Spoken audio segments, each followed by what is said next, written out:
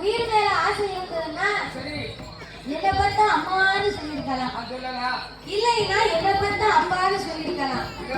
அவன் கீழே வரும்போது பையன் மேல குப்பு மேல பையன் மேல உருண்டு உருண்டு உருண்டு வாரா.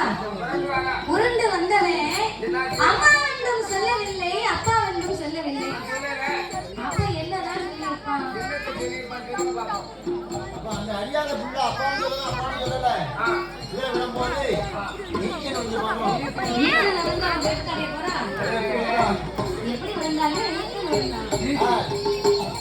பரிசு அனுபவம் பரிசு வந்து சொல்லுங்க, யாராவது சொல்லுங்க. எப்படி வேண்டாலும் சொல்லுங்க. அப்ப நீங்க கதையை கவனமா கேட்கலன்னு அர்த்தம்.